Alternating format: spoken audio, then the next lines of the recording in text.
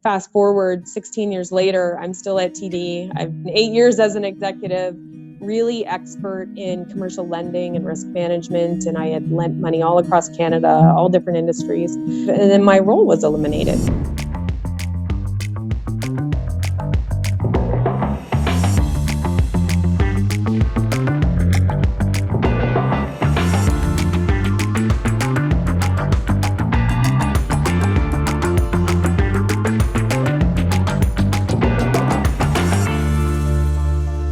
I learned at a very young age that I loved money.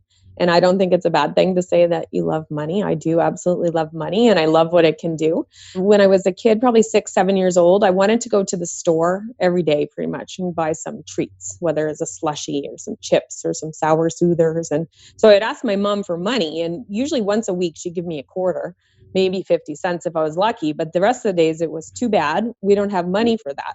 Not that we didn't have money, but we didn't have money for me to be going and buying all this junk food. So I figured out ways that I could actually go outside and make some money. So I would have a lemonade stand. I'd have a little yard sale with my friend Jennifer. We used to do a lot of different things. We'd have lessons like dance lessons, or even we would play wedding and we would charge other kids to come and play with us. So we would do all kinds of things. We had a newspaper, Flashy News, so I could get money to go to the store. Flashy News was the name of your paper, right? Yeah, our little newspaper, yes. And so cute. We'd get our dads to alternate the photocopying and we would color custom covers. So that was all by hand. But I learned that if I can make my own money, then I can use it for whatever I want. I could go to the store every day if I wanted. So I don't think it clicked in like when I was 7 years old exactly like that. But I knew from a very young age that if you could make money, then you could do whatever you wanted with it. Nobody could tell you couldn't do things. So it was very empowering.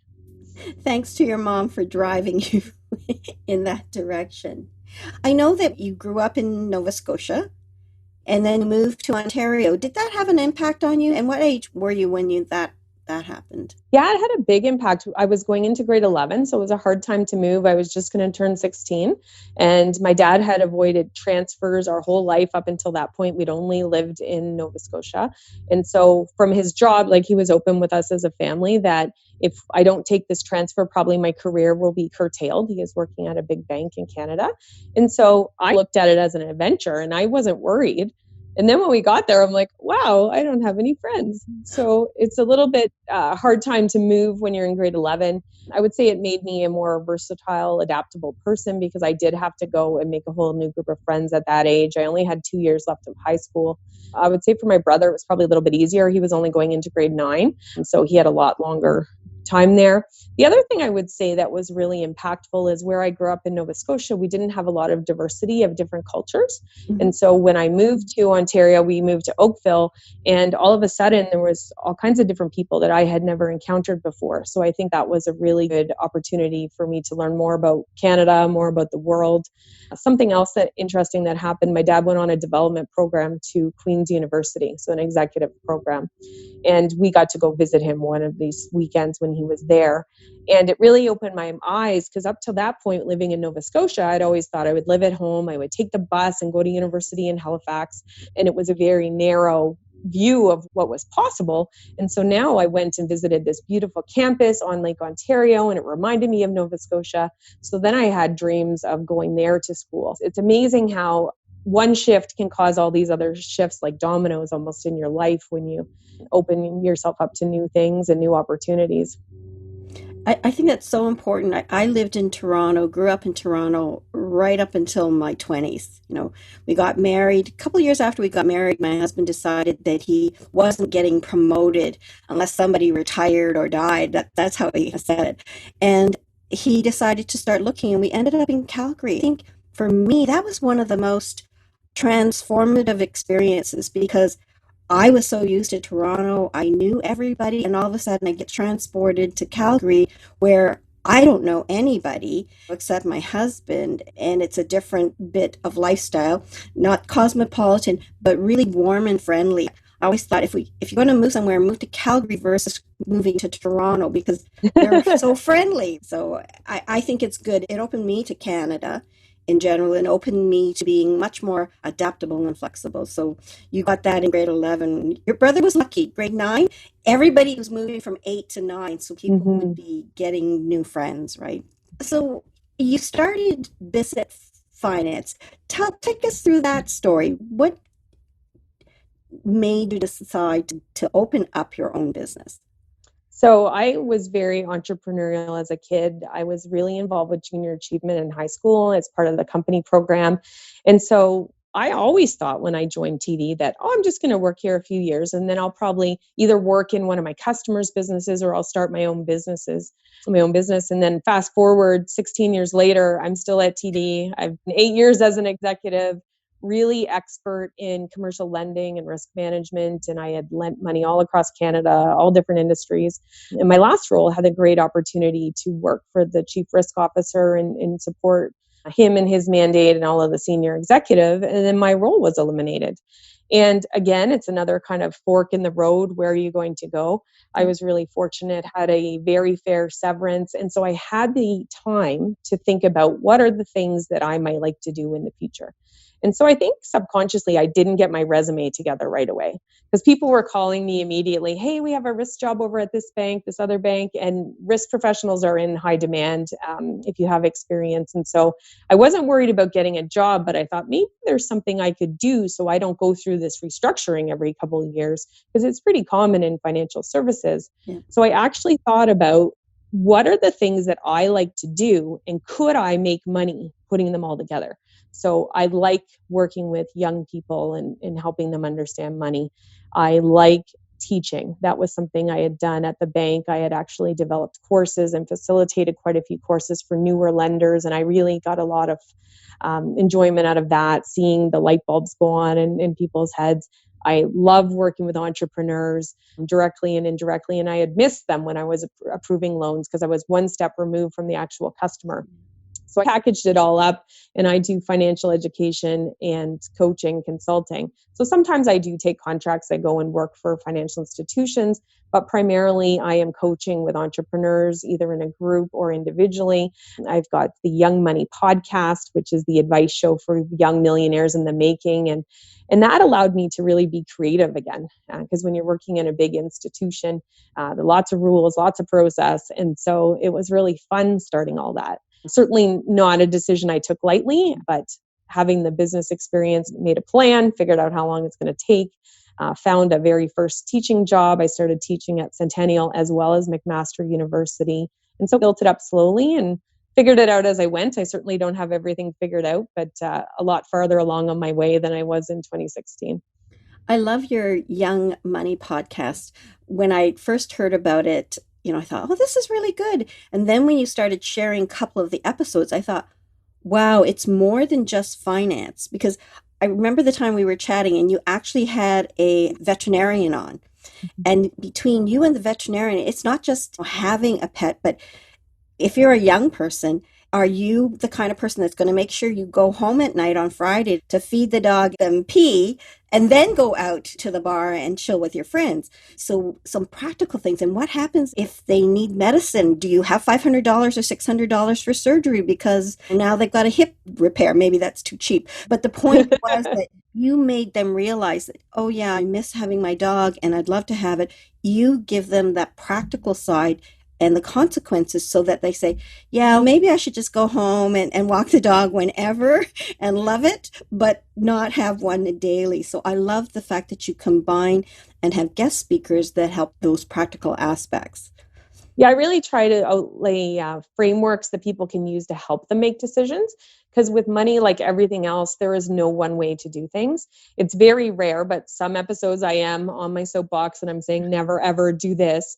But the majority of episodes are around, if you're going to consider this, what are the questions I think you should be asking yourself? And what is the thought process you should do? Because there's so many different paths to success and everybody's is going to be different.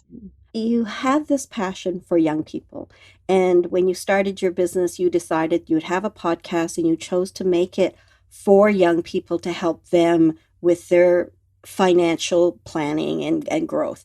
So where does that come from? I think that the earlier you can learn about money, take the mystery out of it, just learn the basics and keep building on that knowledge, I think the more successful your life is going to be, no matter what you do as a job, if you're an entrepreneur, you work for someone else, because money stress is one of the biggest stresses people face. It can impact your health, it impacts all of your relationships. So I think the earlier you can learn, the better off you're going to be. The school system in Canada does a really poor job of educating students about that.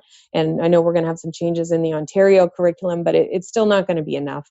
So whatever people can do. The other thing I hear regularly is it should be the parents teaching the kids.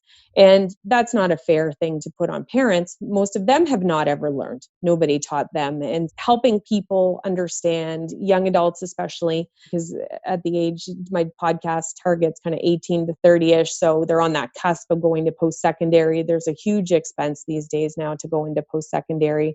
And you want to make sure you've got the basics down pat, as well as thinking through, how much debt am I going to have to take? How am I going to be able to pay for all this? When I'm finished, what kind of job might I get and how much might that pay me? And then what are the goals I'm going to have in life and how might I figure out a plan to get there? So really fun for me. As I said, I teach at Centennial College, and so I'm with that age group all of the time, and they ask me questions. Sometimes they give me inspiration for the shows, and I have them as guests on my podcast too. It's just really a personal passion.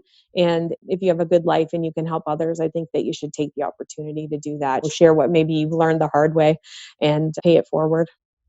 And you just talked about the anytime you can help. You do a lot of volunteerism, philanthropy, as I call it. But I thought, okay, maybe people don't know what philanthropy is, but you should learn philanthropy. But she does volunteer a lot of her time, Rosie's time, and your finances. Tell us about your volunteering and your love of giving. I think that just fundamentally, if you have a good life, if there are things that are going well for you, you should pay it forward. You should give it back.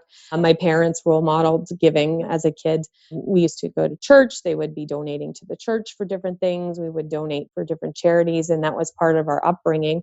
And I think that when we think about giving, we should think about the three things we potentially have to give. We've got our time, we've got our talents, we've got our treasures, which is our money.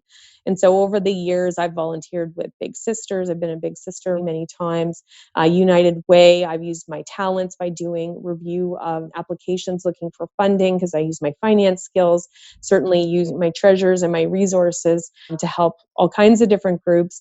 And one of the reasons I'm really passionate about everyone making as much money as they can is because when you do have everything taken care of that you need, then you can make decisions about maybe I'm going to work a little bit less so I can volunteer my time. Maybe I'm going to offer some of my services pro bono to another group. Maybe I'm going to take some of that money and donate it. And Rosie is a golden retriever. She and I are a therapy dog team, and we volunteer through Therapeutic Paws of Canada. We visit with seniors during non-COVID time pretty much every Friday afternoon. She loves it and I love it, and I looked for something that we could do together. The other thing I'm super excited about, as Hilda knows, is I've just launched the Young Money Scholarship Fund.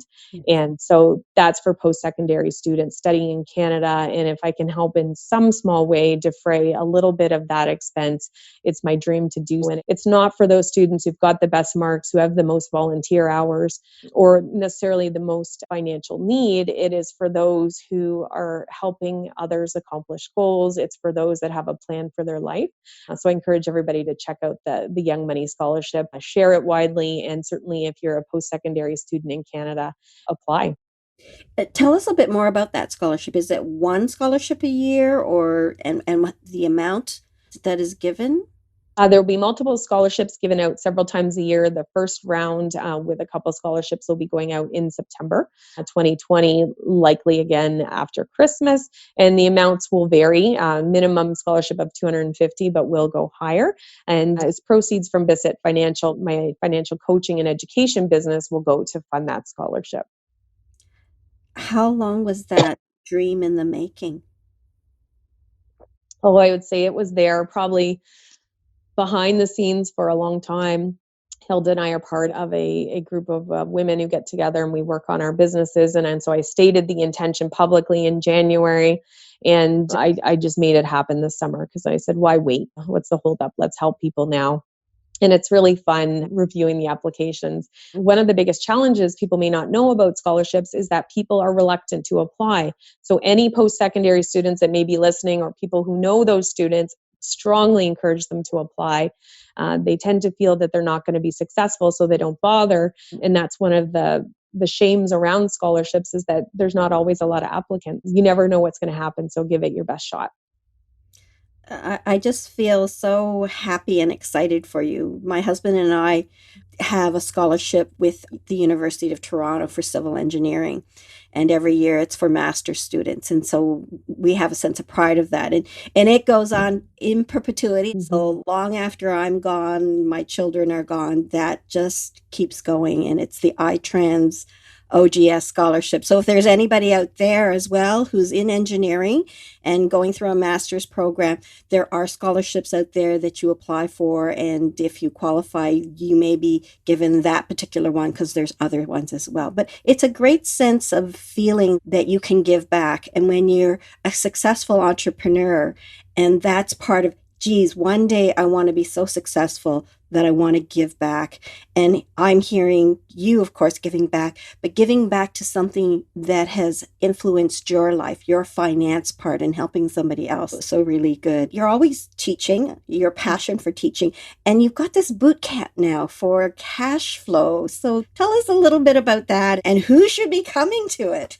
Absolutely. So it is for entrepreneurs, typically with revenue in the 6 to 7 figure range. And it is a online live group program. And basically we walk through what are the basics of cash flow. How is it different from profit? How can we use cash flow as a tool in our business? We actually get into the nuts and bolts of forecasting and talk through a lot of tips around how do we manage cash flow. For any entrepreneurs listening, one of the things I commonly hear when I start working with clients is that they don't know anything about money. And I can tell you that is absolutely not true, because if you've been in business for any more than 90 days, you do know how to manage cash flow. You may not do it efficiently, you may not do it eloquently, and you certainly probably don't talk about it the same way I do, but you're doing it and you've figured out a way to make it work. In my banking role, I certainly saw businesses go under in as quick as 90 days. So I invite anybody who's interested in really taking charge of that financial position in their company, the cash control piece, to check out the link that Hilda has and join me for that cash control boot camp.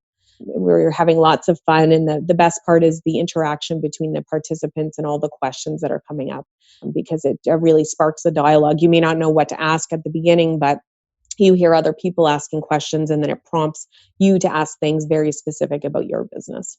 Yeah, that's what I find when we have training, whether it's virtual or live training, is that having that group, that synergy. And again, you may not know what you don't know. First of all, you learn. And then when you have learning, you find, oh, that question, that sparks a question for you. So kudos to you for that. I know we've been talking a lot of your progress and things that have happened. Can you share perhaps one of the struggles that you've had during your career, and how did you turn that around?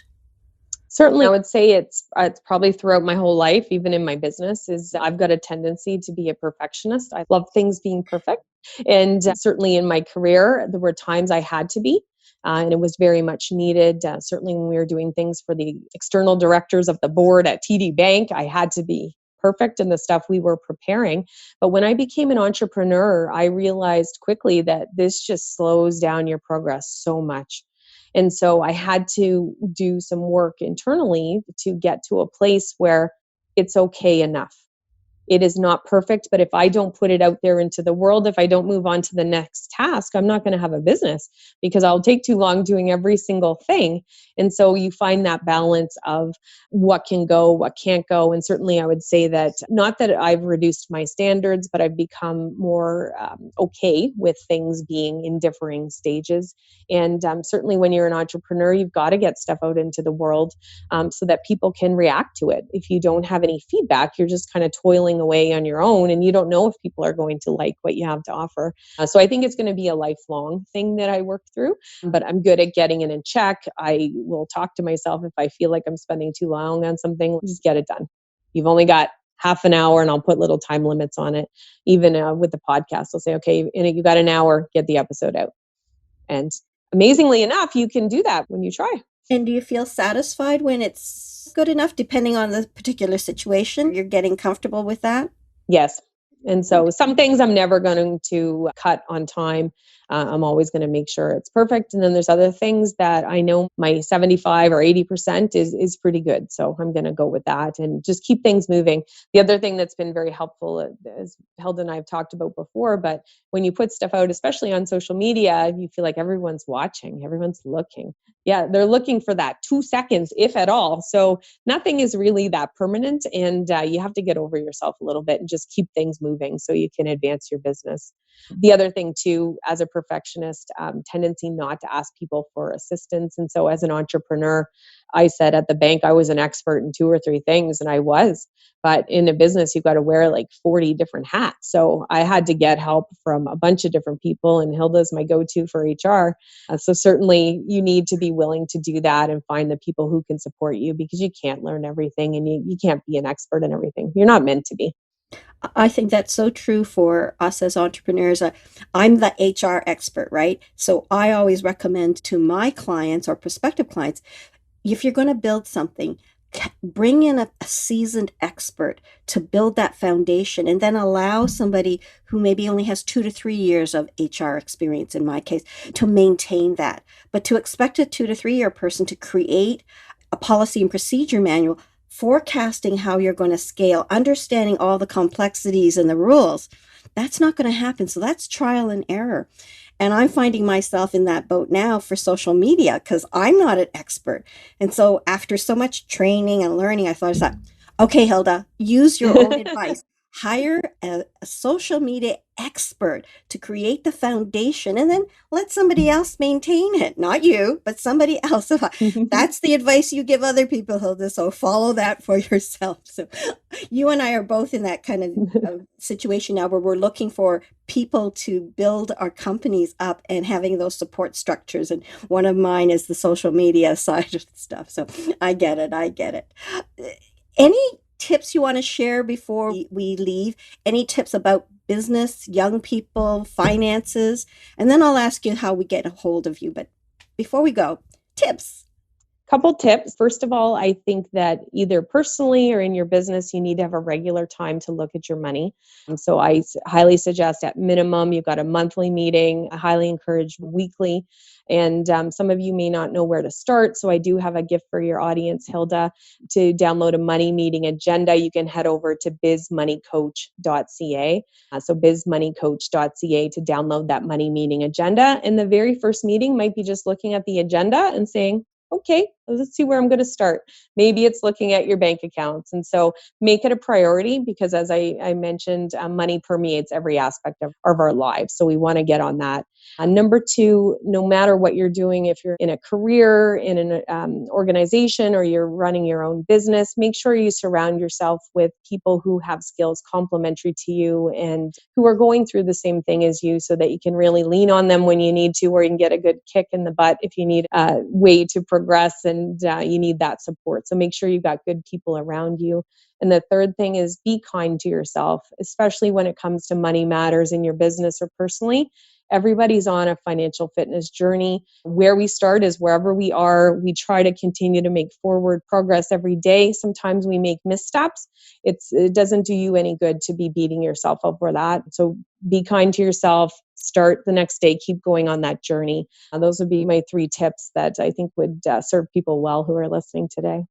Thank you for sharing those, because those are very wise words. And thank you for sharing your successes and your struggles, the perfectionism, which I know about, and the passion that you've had, and the kind of, you've been an expert since you were a novice at 6 to 7, but you have that many years of becoming an expert, building on money expertise, and your passion and desire to educate people, and particularly young people, and that sense of giving back to the community. Rosie's giving back, you're giving back, and now this amazing scholarship.